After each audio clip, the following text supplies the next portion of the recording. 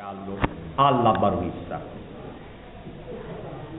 Ad ogni ricorrenza principale, Pasqua, Pasquetta, Natale, Epifania, già nobili poeti e cardinali di sfarzo stu palazzo si vestia. Una sera vi è successo a quanto pare che lo barone fu visto un mustiato, sbiancando dalla faccia e può arrossiare di tutti gli invitati fu notato. La cosa che lo fece a reputare, facendo un piccolissimo riassunto, fu quando visti la scusa a ballare col Vernagallo l'amante presunto. Dallo sospetto vitti lo difetto, ma l'ospite non mose contrariare, sentendosi la vampa dallo petto, la lingua s'agliottio per non mociare. E dunque, sicutando lo festino, la baronessa nappi lo scialare, ignara di lo tragico destino che lo barone stava per chiamare. La raggia di Vicenzo il blasonato, la notte non ci resti più risetto, col Vernagallo essendosi sciarriato, fu rotta l'amicizia a taglionetto.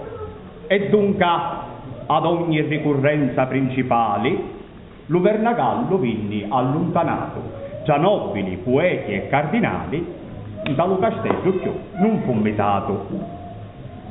Certo che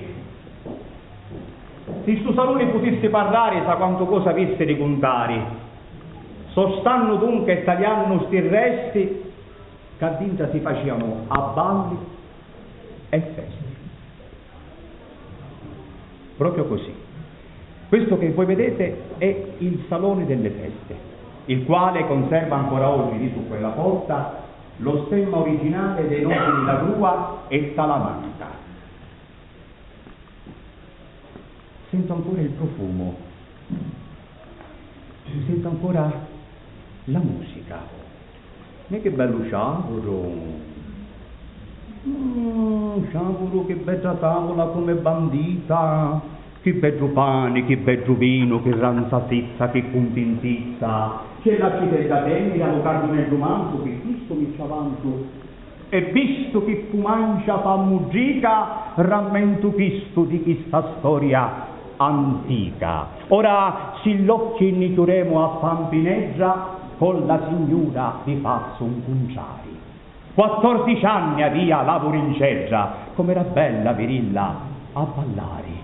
Già sento lo suo passo sostenuto, le musicanti aspettano a suonare.